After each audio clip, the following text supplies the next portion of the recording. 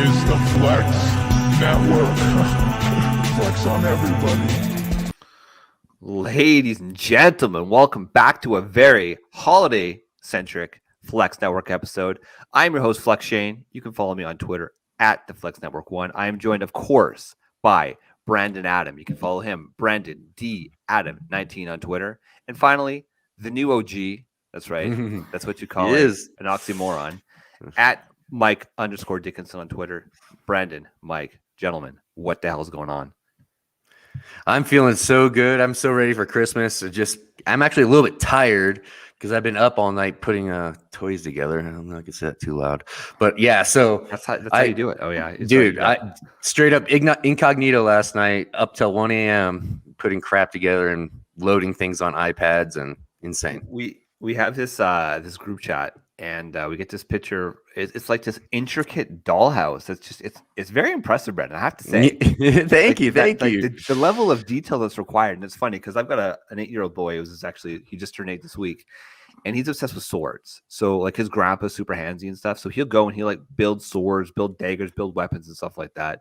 And then on the other side, a guy with 2 girls, he builds dollhouses. I build dollhouses. I got one of each, so I got a bunch of boy toys, and then I swear to God, I think that my wife got this cradle and this high chair off of IKEA for kids because there are probably 9,000 parts, and it's going to take me about 6 hours to put it together. Dude, the YouTube said I was going to take 2.5 hours to put that dollhouse together. Got it together in 90 minutes. I don't care. Oh yeah, wow. Yeah. That's the Barbie dream house, right? Yeah. No, it's like I don't know. It's not Barbie, but it's something else. I don't know. Okay. We did Barbie Dream House last year, and that thing took every bit of 2 My wife took care of that. You know, it was also a bit of a dream house.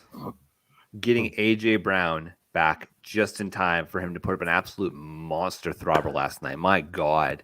If you had AJ Brown, here's my question for you guys. We didn't obviously able to talk about it.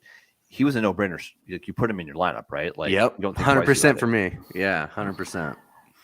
I did, but I was hesitant. I mean, he had 2 monster games before last night, but he also had some freaking duds. But he was injured, man. Like you're playing through injury. That's what happens. No, I think that, and you, Brandon, you made a good point. And if you, for those of you that are looking to get an edge, follow these guys on Twitter, or at least follow some fantasy guys on Twitter. Yep. Because AJ Brown put out there, I can't wait to get back to football. Like he was hungry. Yeah. Just the fact that he's putting that out there says, all right, if you're kind of 50-50 and you see somebody doing that, you're like, all right, let's go. Yep. Like same thing with Cam Akers. We've been talking about Cam Akers for the last 8 weeks.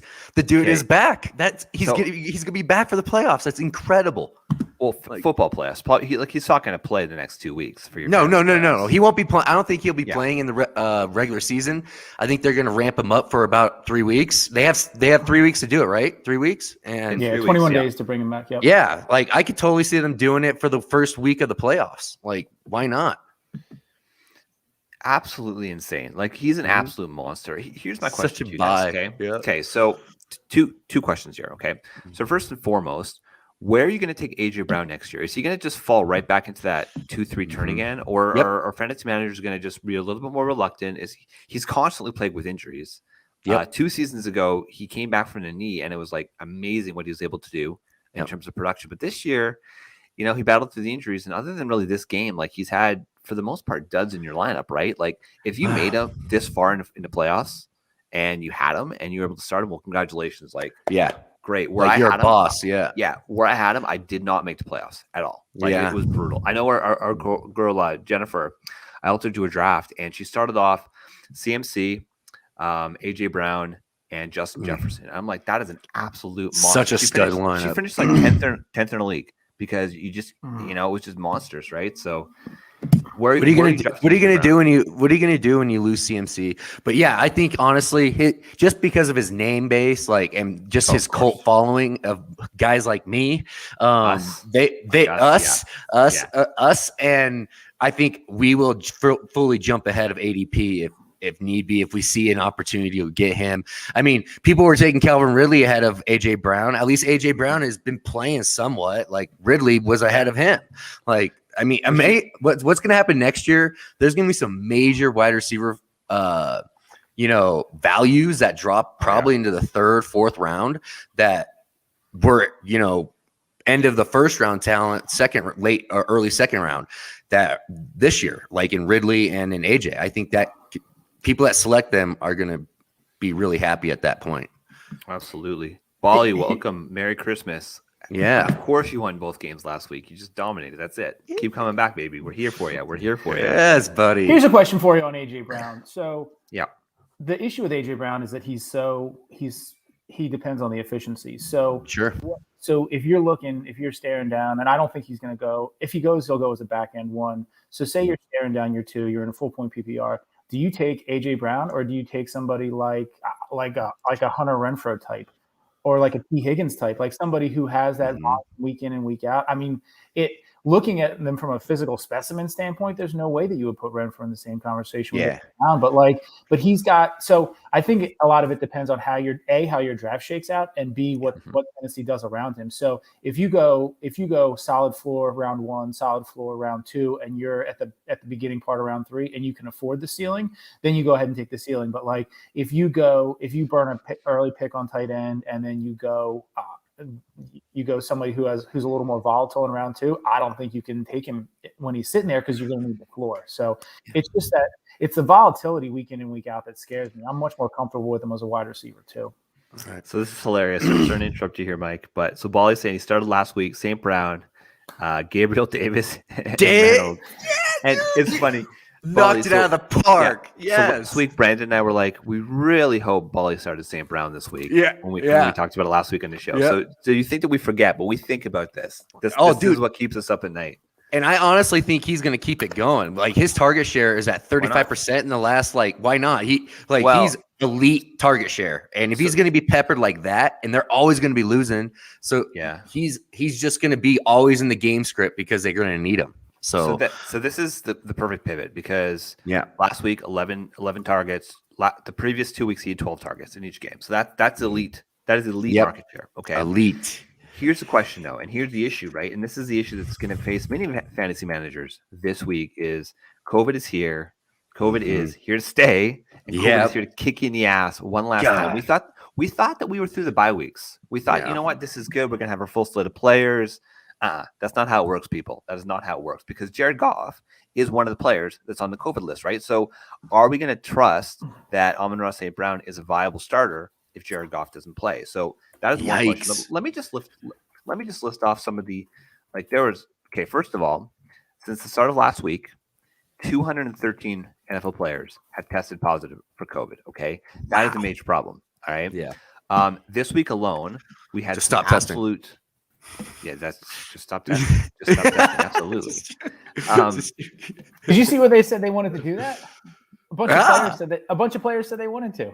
If you're asymptomatic, if you're vaccinated, no. The report that I saw was that they just wanted to stop it. Let's just be done. Just stop. Assume the risk. Yeah, that's called irresponsible. That's just called irresponsible. That's not going to happen with a $1 billion business. No, that ain't going to happen. Yeah. But I think it's reasonable to say stop testing vaccinated players unless they're symptomatic. Like that's it, right? That's it. I think that's the loophole they got. They adjusted, and I think it's going to help down the stretch. Yeah, so this is what we're trying to work through here, Bally. Is like we don't know if we're going to start Amon-Ra St. Brown. Can you bank on the target share? I mean, he's who's behind him? Who's behind Goff? David Blau? It'd be Blau. So I don't know, man. Like that's tough. It's all about your eyes. Life is about your options. Dude, there's been so many positive tests that I haven't even seen Jared Goff as one. Jesus, that's insane. He popped on Monday. Yeah, let me list off the fantasy relevant players, okay? Yeah. So Travis Kelce, Tyreek Hill, Jared Goff, who we talked about, Cole Beasley, he's out for 10 days. He's unvaccinated. Thanks, Beasley. Finally caught up to you. You know, it's almost the most important game of the season against the Patriots this week. But hey, you know what? You do you. It's fine. You do you, buddy. Fantasy teams, screw your team. It is what it is. Hey, listen, it just means Gabe Davis is just going to have an even more monstrous game once again. Austin Eckler, he tested positive. Brandon Cooks tested positive. Delvin Cook, he's out for sure, which means he's unvaccinated. Now, timing wise, I think Cook could play next week, but that's going to be a problem, right? Taysom Hill, Trevor Siemian. So, New Orleans is going to be starting Ian Book. I think the Notre Dame baller, bro. I've been Stop. I liked him in pre-draft. No, he's all right. He's got some stuff. I like him. I can't wait I'm actually excited to see him because I do like him. Well, dude, I picked him up. He's on the wire. A bunch of leagues, a bunch of dynasty leagues that we're in. I picked him up. Just pick him up. Places. What the hell? I mean, what's he? Why not? Trevor Siemian? No. Yeah, dude. Trevor Siemian's awful. Like, I mean, Ian Book has a live arm. He's athletic. He's from I just want to see it. That's fair enough. Guess what? You're going to get to see it, and you're going to get to see it against the red hot Miami Dolphins. So good luck, Ian Book. Good freaking luck. I mean, is anybody surprised that Sean Payton tested positive and then 5 days later Taysom Hill tested positive? I mean, is anybody really surprised about that? They probably hanging out every single day, man. I've never seen a coach love on some player so hardcore. That dude's made so much money just because of he's homies with the coach. Like, I guess. So I'm starting Gabriel Davis. Davis all day. 100%. So here's the thing about Gabriel Davis. Okay, so first of all, he's clearly showing that he's got the connection, right? Every single week he's getting that touchdown, which it's absolutely insane. Last week, of course, he got 2. He got 2. Yeah. Cole Beasley's out. Cole Beasley is Sanders is in though. But Emmanuel Sanders is looking like he's going to play, but Sanders doesn't play the same role as Cole Beasley, right? So it's Emmanuel Sanders. Sanders doesn't really play the slot as much, right? Like not as Sanders is more of a deep threat, which it's almost the same. It's almost as redundant, right, with Gabriel Davis. But I think Gabriel Davis is going to start over Emmanuel Sanders, right? Like, how could you take him off the field at this point? Too hot. He's just too hot, baby. He's just too hot. I can see 2 wide receiver sets, a lot of Dawson Knox going in there. Yes, it's going to be interesting. But I would definitely start him over him. Yeah. So I got two quick things in that game. The first thing is that Diggs is going to be shadowed by J.C. Jackson. J.C. Jackson is was PFF's number 1 rated cornerback. If he's not, he's number 1, number 2, number 3. And the second thing about that is throughout his career, Sanders has played the slot. He was a slot guy. He was slot guy in New Orleans when Thomas wasn't in there. So I think that within that offense, he projects as the slot guy. Looking at one of the resources that I love to use is Mike Clay's Shadow Report, the full rundown of wide receiver cornerback matchups, and he has Sanders projected as the slot. So if it plays out like that, then that's money, Gabe. That lines up real nicely for Gabe Davis. Yes, sir. Sanders is dinged up. Diggs sees Jackson. You're going to see a lot of Davis. You're going to see a decent amount of Knox, and from nowhere, from the depths of don't say his name. No, you know who I'm going to say. The fantasy zombie that is Devin Singletary. Yep, he's back, baby. Oh God, he's gross.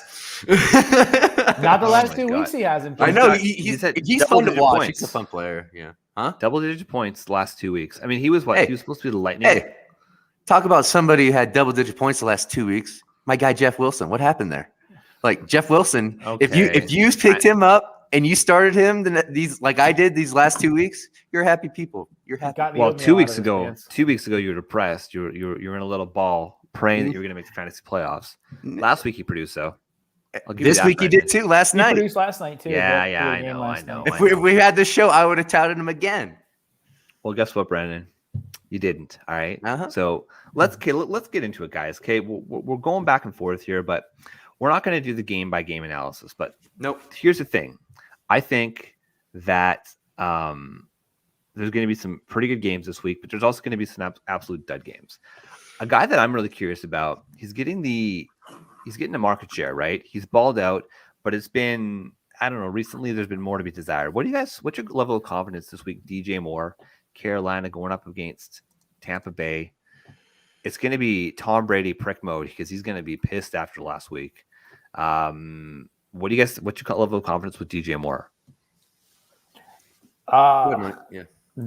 Not great. Yeah, he hasn't practiced this week. He's got the hammy. I don't know who's throwing the football. If it's Cam Newton, yuck. If it's Sam Darnold, yuck. And he has the best matchup there. He's going to be shadowed by Carlton Davis, which doesn't really scare him much. But I just don't. I don't trust the quarterbacks plural, and I'm worried about his health. I'm worried about this has in-game setback written all over it. Yep. Yeah, thanks. Okay, that's positive. I think honestly Carolina is dead this week. I think the Bucks are going to come back on a major bounce back win because of what happened last week. I think they're going to be so fired up and focused, and I think they're going to really hand it to Carolina. Wally, are you serious? He just said Gabe Davis is on the COVID list. No, no, I didn't see that. When did that happen? no. I saw Campbell said Goff is highly unlikely to play. Laviska No, he Shenault- is. He is. Sean, Oh, no. it just broke 1 minute Just ago. added. Son of a bitch. God dang I'm just it. going to lament a little bit here, okay, guys? So Sanders it is. Get Sanders. Yeah, so it's going to be Sanders, man. I've got Gabe Davis. I've got Cole Beasley, Fuck, I gotta Travis pick one up. Kelce, Brandon Cooks, all these guys. Fuck, man. Thanks, Bolly. Thanks for breaking our hearts once again. My goodness, this is Dude, insane. I can't believe this. Thanks, Bolly. This is what you call derailing a show. All right, we're gonna help you out still though, because we like you. Who should have benched? Penny, St. Brown, Swift, or Jared Patterson if Gibson sits? I think you got to sit Jared Patterson, right? Like if Swift's playing, people are saying the question of the usage. Here's the thing: why would Detroit start DeAndre Swift when they have two other viable running backs? Like they're not just gonna start him and give him 10 touches, right? Like DeAndre Swift is gonna ball the hell out, right? Yes. Like, You why start. were we thinking this? No, I'm not. I'm insert. I have him in one league, and I'm inserting him right away, and I'm excited about it. He should be fresh. He should be excited about football. That team is in a positive manner right now. I really think Atlanta is going to struggle as usual with trying to stop anybody. Really, I mean, they're not that great. They just got ran over by the Niners, and look what look what Deebo Samuel did to them. Brandon Ayuk even did okay. Like Jeff Wilson ran all over him. Oatmeal pants, what you call him, Mike. Like it's just what it is. Alex Dunlap calls him that. Alex Dunlap does, yeah. That's great. But I totally do think that he'll be all right. I got another question for you guys. How confident are we in Amari Cooper this week? Last week he had 5 targets, went 2 for 8. He came out this week and he said he was frustrated with his usage. Pissed. He wants more looks in the red zone. He wants more looks on third down. The Dallas Cowboys offense right now is not looking electric, right? It looks meh at best. It's CeeDee Lamb is still viable. Last week Zeke, I think, he played pretty well. You were happy that you started him. Are you confident starting Amari Cooper this week, especially in the light of all the COVID cases? What are you going to do? Yeah, I mean, they played Washington 2 weeks ago. He went 5 for 51 with a touchdown. So I think you feel good about that. That offense works best. They clinched the playoff spot with San Francisco losing last night. Yep. And I think that's going to kind of put them over the top. Hopefully McCarthy lets Kellen Moore open it up. That offense works best when it passes. Yes. So I don't know that you can, in as much as you can. I think I'm fading the Dallas run game this week. I don't know if Tyron Smith is back yet. I know that Pollard's back. Pollard is feeling healthier, so I think you're going to come into more of a 50-50 split. I think it's going to be a Lamb, Cooper, maybe a little bit of Dalton Schultz game. Here's the thing, though, guys. Ellis is favored by 10.5 points. So if they get up quick, they're not going to keep throwing the ball. They're going to run the ball out, especially with Zeke, right? No, I think they're going to. I think Pollard could get some run because this is second week back from being missing that game. So I mean, he looked explosive last week. He looked like he wanted some more touches. And here's the thing: if they're up, how did they get up? They probably by passing. I honestly believe it's by passing. And I mean, the running back position. I mean, Cowboys are 7th best this season against the run, so it's not going to be that. And then, it's going to be interesting. Okay. I don't know. Okay, that's it. All right. So these are just all questions, right? It sounds like, according to Ian Rappaport, which take it for what it is, he's still a paid journalist, right? Yeah. He's saying Lamar's likely going to be out tomorrow or what? Sunday. Lamar's likely going to be out, which means it could be Tyler Huntley again. Yes, he Mark Andrews again. Imagine a world where you have Kyler Murray and you've got Tyler Huntley on your bench and you're crying because you started Kyler Murray. That was last week. That's the NFL. That was last week. Yep, that's Baltimore. What fantasy football does. And here's the thing: it's not like Green Bay was an easy matchup. He got it done on the ground. So Baltimore this week is playing against Cincinnati. that could be interesting. I think Tyler Huntley could be a league winner, man. Yeah. He's like, Oh, if dude, he's playing a the way he's stud. playing. Yeah. Yeah, he's got a special connection with Andrews, man. You can look at Andrews' splits with Huntley and with Lamar in those games, and it's literally another like 25% increase in volume towards Andrews when Huntley's in. And he's locked in on him. He trusts him. He's gonna look for him in every single big time down and an opportunity. So I'm so excited about Mark Andrews. That's the league winner for everybody. That's that elite tight end that everybody was looking for, and it was right in front of our faces. And and people picked Hawkinson over him. I did it one time, and I dreaded it. And I just love Andrews. Well, I guess last year, Mark Andrews had a horrible season. Well, This week, TD dependency. Yep. He was TD dependency. Yeah. He had 13 targets. He went 10 for 136 and 2 touchdowns. Here's the thing that was disappointing last week, though, right? We talked a lot in the show, just like the chemistry between Huntley and Rashad Bateman. Bateman had 2 targets last week. I think that's coaches, dude. I'm telling you. Well, when Marquise Brown's getting 14 targets and Mark Andrews is getting 13 targets, there's not much more to go around. That's kind of the unfortunate reality that we live in right now. Guys, okay, we just joked about this, but you're not going to start Tyler Huntley over Kyler Murray. You can't do it. No. Last week was an anomaly. Arizona got embarrassed versus Detroit last week. It was embarrassing. I felt bad for them. Well, kind of. I felt good for Detroit, man. It's nice for teams like that to come out and just kind of, play spoiler basically. But Arizona this week's going up against Indianapolis. I think that's going to be a good game. Both teams can put up points. Man, I'm still starting Kyler Murray. Don't overthink this one, Wally. And come back next week and yell at us, but I just don't think he can do it. I know, but it's a tough matchup though. Fourth best against quarterback position the Indianapolis Colts are. So here's the thing, though. It's basically a pick 'em, and Connor's dinged up. I don't think Connor. Let me check the practice report. I hope he plays, so it takes away both Edmonds and Connor's value because I'm playing both of them. Yeah. So I'm officially a liar. I had my Shane Sealy guarantee last week that James Conner was getting to the box. Yeah, you did. He did not. So what are you gonna do? I'm sorry. He's a true game time decision. That game's tomorrow, so make sure you watch the inactives. Yeah. But I think if Connor doesn't go, it's more rushing upside for Murray. Yeah. Oh, dude, that's. I hope you're right. I hope he runs one in. That's what we need, like from Kyler. Absolutely. Run one in. Merry Christmas. Thanks for joining us today. I don't know what that picture is, but I love it. Whatever it is, it's crazy cowboy hat. I think it's Mike, isn't it? Is that Mike? It could be Mike. It wouldn't surprise me.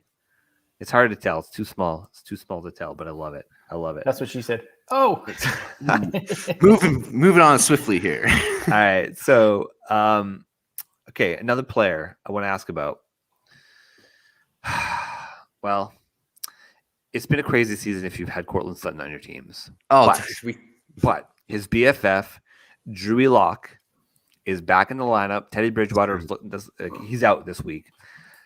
This is going to be the week. Yeah. Where if you are needing Cortland Sutton, and guess what? In one league, I am starting Cortland Sutton this week. For all the marbles, it's going to come down to the wire. How confident are you? Scale of 1 to 10. Mike? Give me 7.7. Oh, I'll take that. That's high. That. Okay. I'll take that, baby. I'm like a 2, man. Like I don't know what they're doing. Like dude, I understand Locke likes him, but man, Locke loves him. Locke's auditioned for a job, whether it's in Denver, whether it's somewhere else. He's got to throw it. He's got to chug it. He's got to show that he warrants that draft pedigree. That everybody made a mistake going with Teddy T-Rex, who can't push the ball past 5 yards. This is a bad game. This is a bad game for Judy. I think if anybody pops, it's the 2 perimeter receivers. Sutton got the looks last week. Patrick got the touchdown, I think, but I think this is a Sutton week.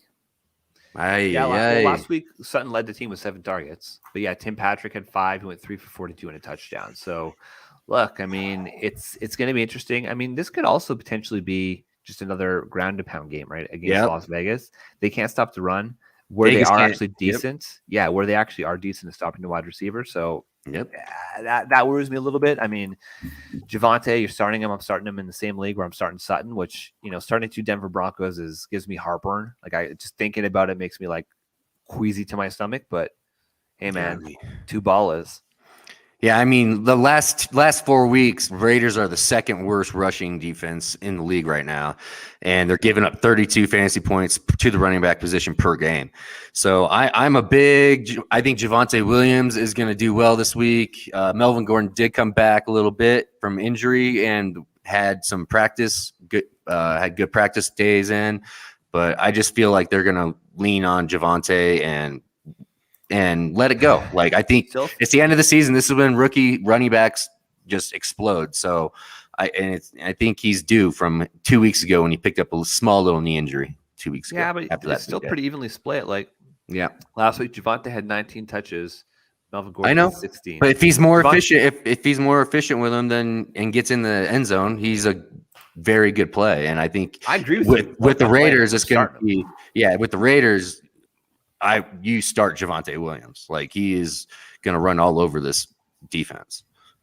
Aren't they both averaging like 13.2 PPR points per game? That's the most frustrating and sickening. It's so crazy. Like, it's crazy how much better looking Javonte does it. I honestly believe the line blocks better for Melvin Gordon because they know he can't freaking do what Javonte does, and they take Javonte reps off, and he literally has to break 3 or 4 tackles per run to actually get to 15 yards. Like, it's insane to see what Javonte has to deal with every snap he takes.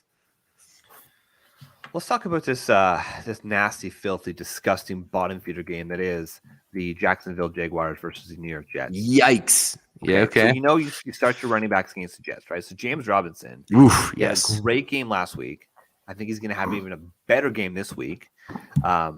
Duke Johnson, what the hell, man? Last week. Man, let's talk about this. Let's talk about our number one talk. We talked about Gaskins, the first thing on our pod last week, and the process was correct. Everybody, all the haters, let people under.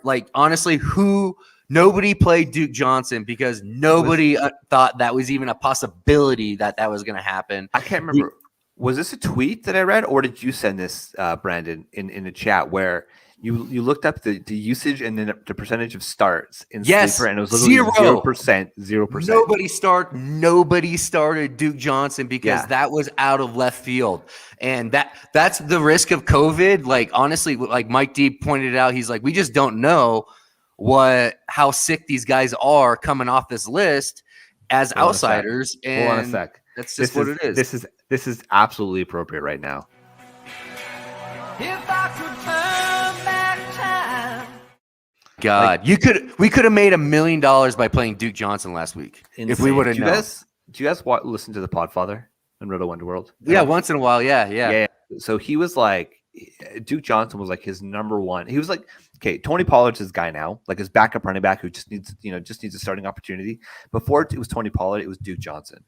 And look, I mean, Duke's showing that he can do it, and he can play. Like, he always has been able to play. It's just, you're not starting Duke Johnson this week, though, are you? Miami? No, trap. No, like, that's a trap game, right? Trap. Like, the Jets are a new kind of trap. Is it Baby Shark, or is it a trap game? That's a trap. Like, that's what that was. Like, if you better watch this on YouTube because that was just too funny. That was classic stuff right there. But Flores that's a trap. Do not do it. Flores said he wanted the committee, so it's going to be all of them. It's going to be all of them. It's going to be gross. Yeah. We're staying off the whole thing, which means Gaskins is going to pop for 35. Yeah, Gaskins is going to rip it up this year. Yeah, this week. Yeah. So Devontae Parker had a decent game last week. He went 4 for 68. He got to touch. Hey, good call there. He almost had 2 touchdowns. But this week he's going up against Marshawn Lattimore. Bench the hell out of Devontae Parker. If you don't have to start him, do not start him. Yeah, that's my take on that. Good call. It seems like Waddle's back this week, right? Yes, he's got a good matchup too. Yep, Waddle's got the guy. Just insert him back into your lineups if you have him. He's going to be great. Why don't you talk about that? Why do you think it's a good matchup, Mike? So he has. Let me pull it up here. Who does he get? He is going to see primarily Chauncey Gardner-Johnson, who gives up. Yeah, exactly. Parker's going to get shadowed by Lattimore probably. Albert Wilson has been in and out of lineups, but Waddle has been a favorite target of Tua. Let Tua. me pull some numbers up Oh, here. yeah. Hold on one second. No, they definitely have chemistry. Mike Gesicki though, like he could have a good game again too, right? I actually kind of Lattimore- like that play. If the Saints are tough against the run, Parker is going against Lattimore. I mean, maybe Parker. If we see Lattimore, if they really understand how the talented Waddle is, they might just push Lattimore over to Waddle and know for a fact that Waddle's their guy and just lock him Waddle down. can beat him That though, could right? Happen. Like that sort of twitchy, quick wide receiver. Big can beat play. He's Lattimore. going to man up on Waddle, and that's what you want as a explosive guy like Waddle. You want that man coverage so against one dude, and that's what you want. That's how those big touchdowns happen. Yeah, Lattimore what doesn't we're- go into the slot though. Yeah. Waddle's the primary slot receiver. He's playing 45% of the snaps out of the slot. The other thing to look at too is pace of play with this. Where is this? Yeah, Teams are Saints. throwing against the Saints at the 7th highest rate in neutral scripts, and Miami is a top 5 in pass rate in neutral scripts. So this game is going to play right into that. Tough run D, gross committee, Marshawn Lattimore primarily on Devontae Parker. Lines up perfectly for Waddle. Yeah, The over/under in this game is 37.5. Yeah, I would yeah. hammer. Honestly, I might hammer. Well, you can't hammer the over with Ian Book slinging it on the other side. You got but- Ian Book slinging it. New Orleans You wins see- you'll from see. defense. Like it's what you thinking, Mike or Brandon? Okay, I I will like buy you. I will buy you a coffee next time I see you in person. Okay, If he scores 20 points, you owe me a coffee, that's I'll fair. buy you a coffee if he scores 20 points. All right, so I get a coffee then. Okay, fantastic, fantastic. All Fantastic. right, okay. Another game we have to talk about. It's nasty. It's disgusting. You start your tight ends against the Philadelphia Eagles. Okay. Last week didn't happen for RSJ, but 2 weeks ago, Yes. you go and you start Ryan Griffin. Ryan Griffin scores a touchdown. Evan Ingram. You guys remember Evan Ingram? He was supposed to be Yes. like the next elite athletic tight end to come up into the system, right? Can you start him this week, like with any level of shred of confidence? If he's like your tight end 4, okay. So you don't want to start him in your playoffs. Is he a guy you're comfortable starting in DFS? Just banking on that touchdown. No, No? no. Like I mean, no. Like, I don't see any. Jake Fromm Yeah. is probably going to start. Yeah, I mean, If you put in 100 lineups, maybe you throw him in 3. just for what the heck. I mean, rookie quarterbacks love tight ends. Philadelphia funnels to the tight end. Ingram went 3 for 37 the last time they played. So if you throw a touchdown on top of that 3 for 37, now you're pushing 13, 14 points. That's not terrible. You get into a tight end premium setup where he's getting 1.5 or 2 full points. He's playable. It's a dart throw, but at this point, anything outside of if Kelsey plays, yes. Andrews, Dallas Goedert, outside of those 3 or maybe Zach 4 Ertz guys this week. Yeah, Zach Ertz this week for sure, but like Zach Ertz. Ingram is as good of a dart throw as any of those guys. If Kadarius Toney, especially if Toney doesn't come back and play, they got nobody running in the slot. It's entirely possible.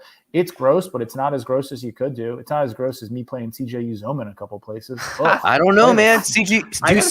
Remember what he did against the Ravens? Crushed him. I'm praying. I've got to start him in two leagues. I'm starting him. BHB because who would I rather start? CJ Uzoma or Travis Kelce? Oh geez.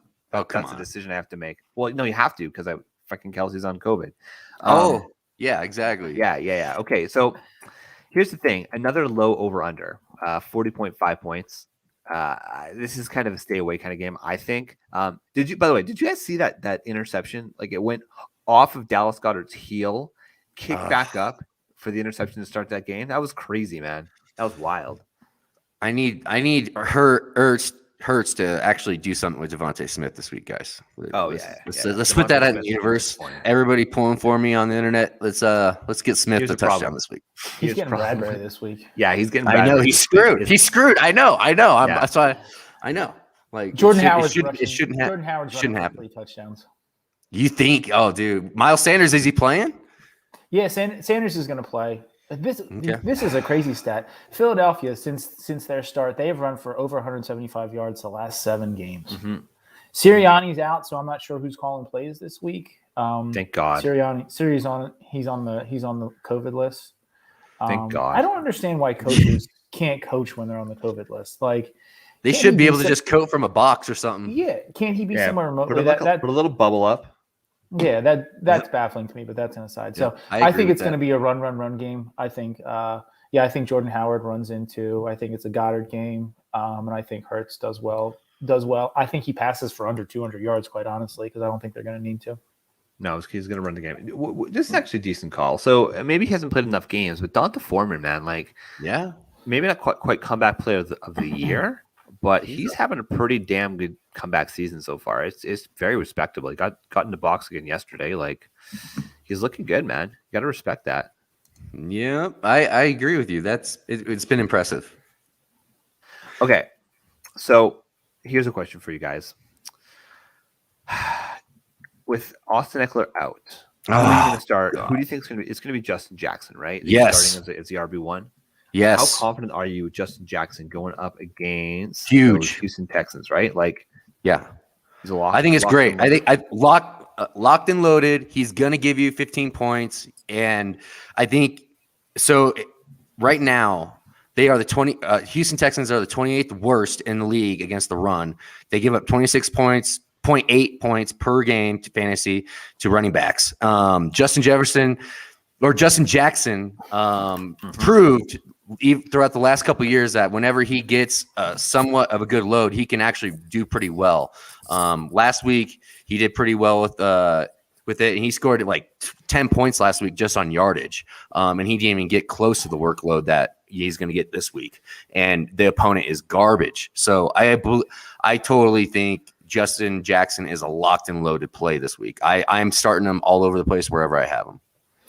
Eckler is an extremely fantasy-friendly player. Like he engages with the fantasy community a lot. He does that show with Liz Loza every week. He said it. He said that Jackson is the play if he doesn't. Yep, he was, dude. He even said he came out strong. He's like, get Jackson. Can we this is the guy you want. Can we just agree Austin Eckler is just an amazing person? Like he's just a really good cool dude, guy. man. That guy he's got is his awesome. Austin Eckler Foundation. Like he's just a good dude, man. Yep. And he's such a great story. Such a great story. He's what James Robinson could be, you know. He's what the Christmas is about. He's a good dude, good guy. There you go. That's right. He's giving you fantasy intel. Use it, guys. Get Jackson. Yeah, absolutely. Hey, actually, no, Brandon. So I was thinking about this.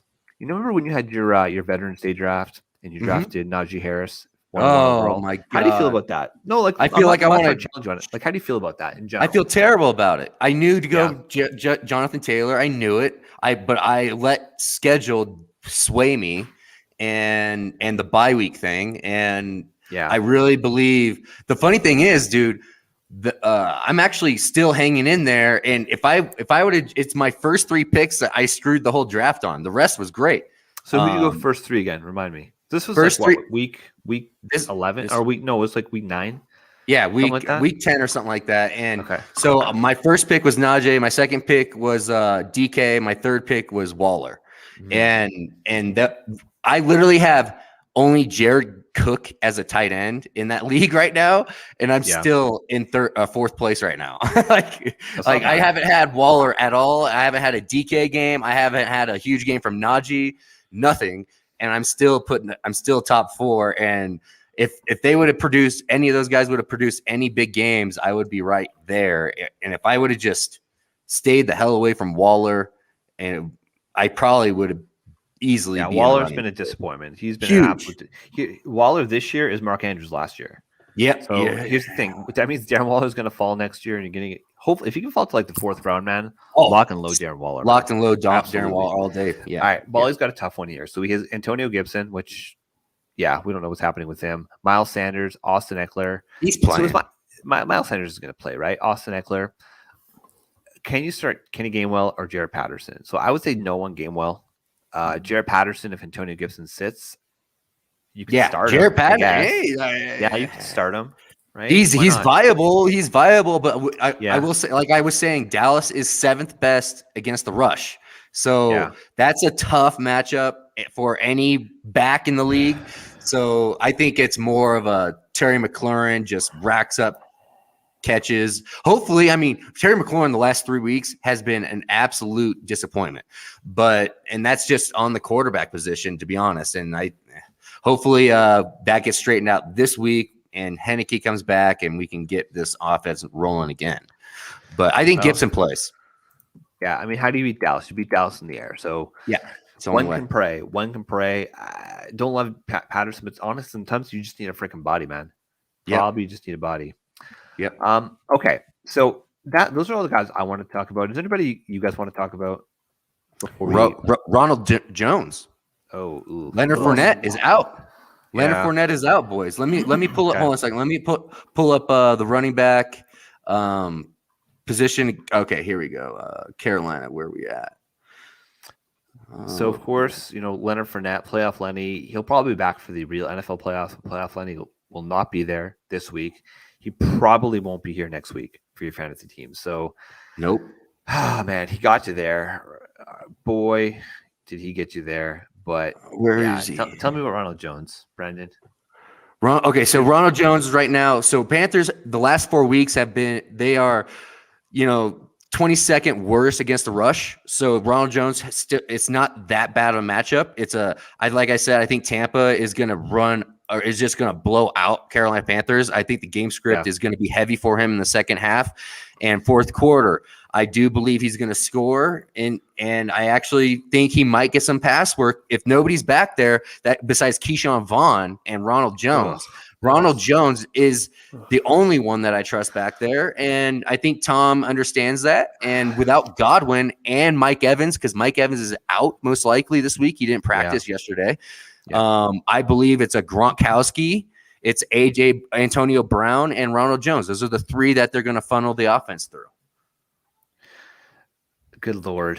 Good. That's what it is. I think he's going to get you 15 points, 14, 15 points, and that's going to do well. What was your take on Keyshawn Vaughn last year in the draft, guys? Like, Yuck. Were you, like in Dynasty? No, just in general. Like, were you high on him? Were you low on him? Do you have any shares of him in Dynasty? Never. I have a lot of Keyshawn Vaughn. I got him like oh my God. I chose Keyshawn Vaughn came out the same year as Justin Jefferson, right? Came out the same year as Cam Akers. Yeah. So by then, so I picked I was like 7th or 8th in this draft or something like that. And I thought Keyshawn Vaughn was legit. Like I thought he was a legitimate player, and I chose him over Justin Jefferson. It's just heartbreaking. Hey, here's the thing. I've got a really good team, and I was stacked at wide receiver. Like, this is a team that was still in the playoffs. I got a lot of wide receivers, and I thought Keyshawn Vaughn was going to be good. I needed the running back. He was the next piece. Hey, here you go. This is a number one tip for Dino drafters: draft talent over position and situation. But I thought that Keyshawn Vaughn was talented. That was the problem. That was my mistake. Then you were totally lost there. Justin Jefferson was a clear cut pick right there. Oh my God, he's so good. Oh, boy. That was a mistake. Hey, you can always trade somebody, guys. Like, people get so locked in to go, I gotta draft for need. No, man, like, don't do that. Just get the player and then move them after the draft and make your adjustments that way. Just small little deal. For the record, Mike, you threw in Keyshawn Vaughn in the trade. So there you go. All right. I got a body behind me. I think the thing with Keyshawn Vaughn, though, like, because Brandon, you and I talked about this. You made a move to try and get him in a third round in one of your leagues. And I think the thinking was that, I remember talking to you about him. I think the thinking was that it was, I think the thinking was that it was the back that the Arians regime was going after, and that's why they wanted him. So everybody wants that situation. They inherited Rojo, and they drafted Vaughn. I don't think Vaughn showed out the way that they wanted him to, and then Fournette fell into their laps. So I think that's a situation of like process over results. I think the process that you could have used to get there, I don't know over Justin Jefferson, but the process to use to get there over Keyshawn Vaughn it is reasonable. New regime drafts a running back. They inherited one that they're not in love with. Yeah, it makes sense that you. And Ronald Jones sucks. Like, let's call it what it is. He sucks. Yeah. He's had his moments, but he sucks.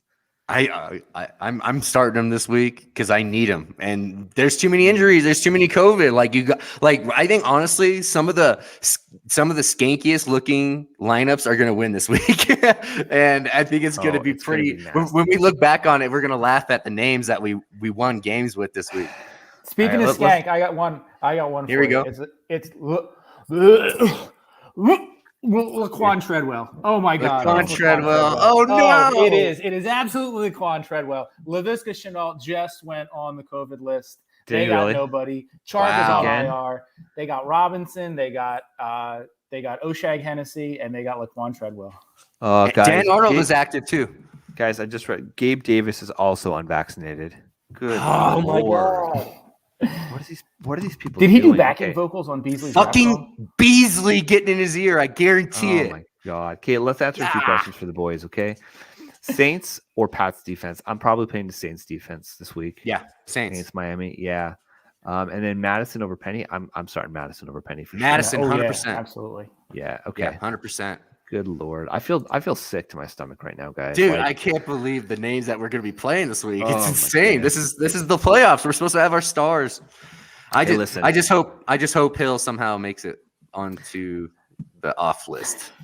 Nobody said it was going to be easy, but nobody said it was also going to be this hard. It's you're going to earn this championship this year. Yeah, whoever wins this year, honestly, like you're a stud if you were able to dodge bullets or you're able to finagle people off the wire and get people that were available. It's been pretty impressive year for people that are winning this year.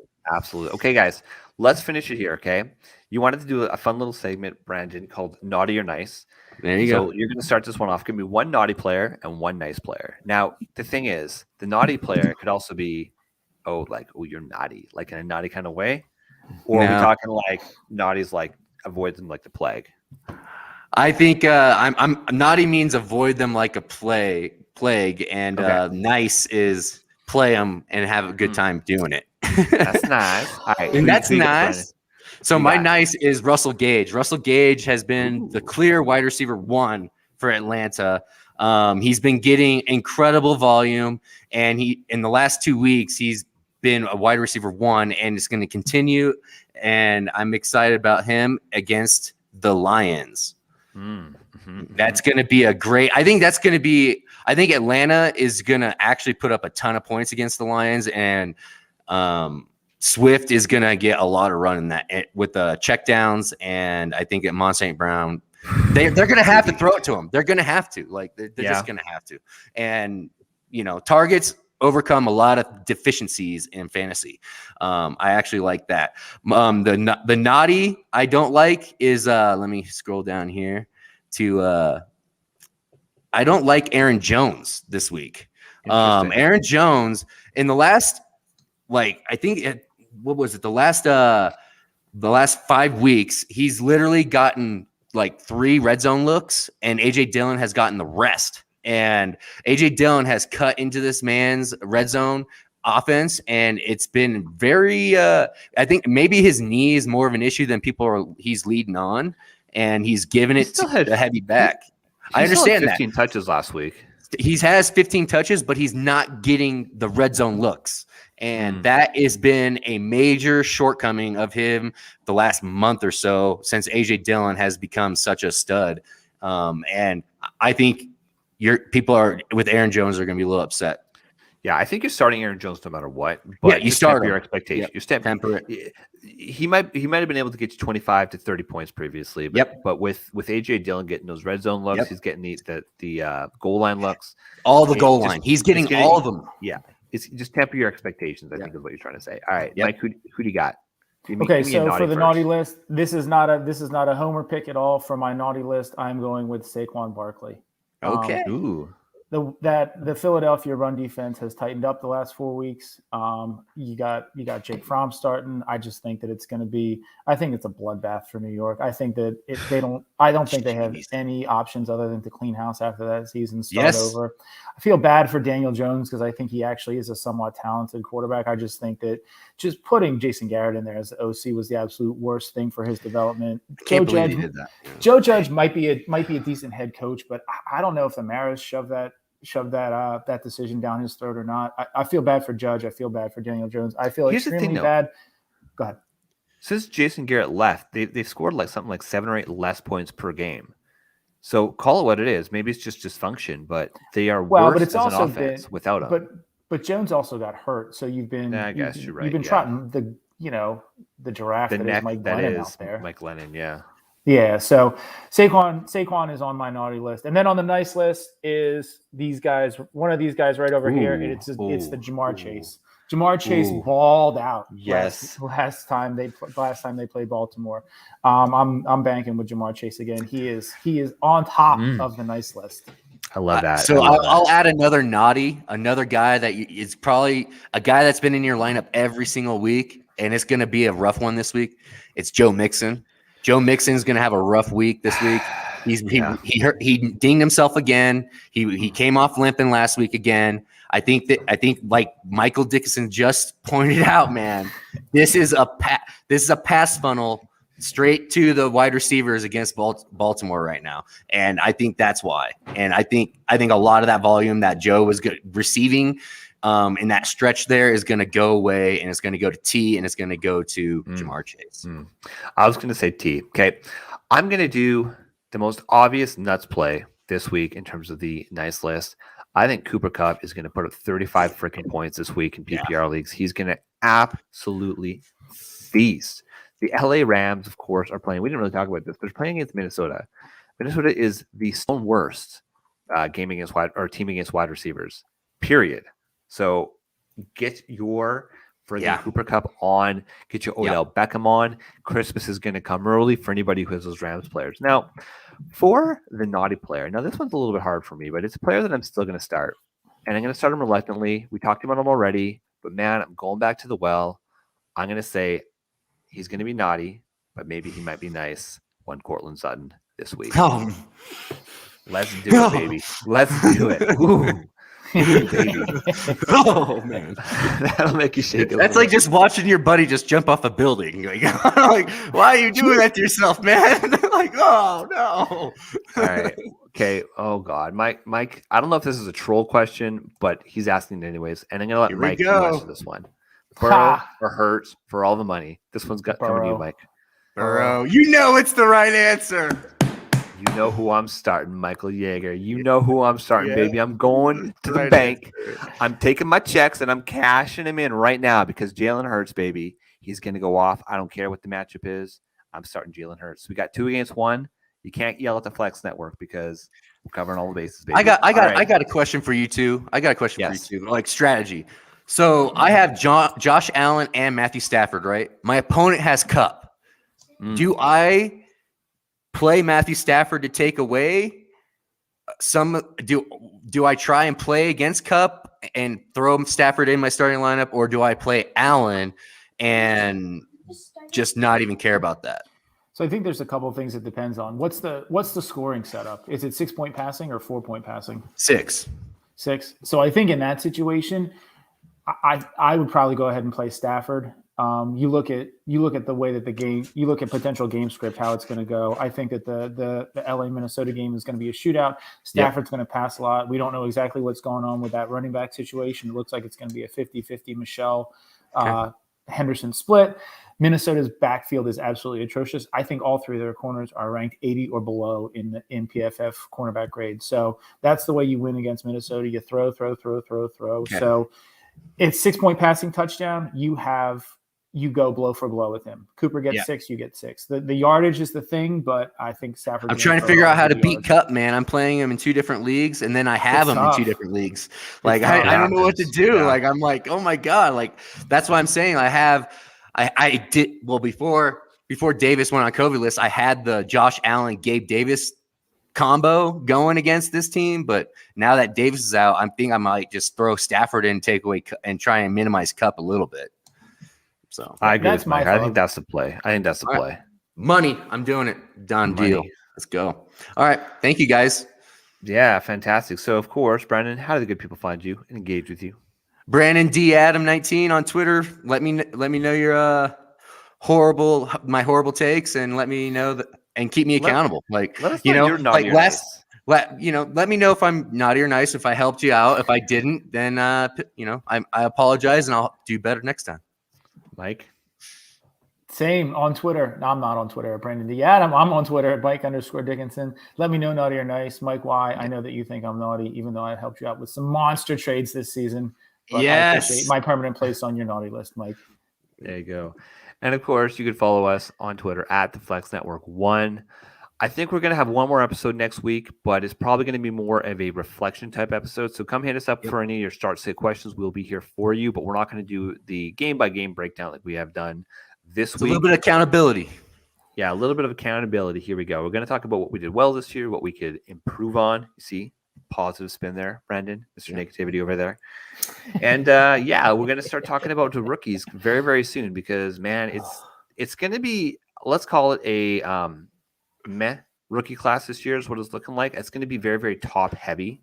And but there are some very talented players at the top. So we're definitely going to be have some fun getting to that. And man, let us know how you did this week. This is it.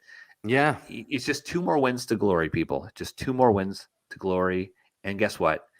Fantasy banners fly for life. So with that, Let's go. For Brandon, for Mike, I'm Flex Shane, and we are the Flex Network. Happy holidays. Yes. This is the Flex Network. This is the Flex Network. Flex on them. Flex on everybody.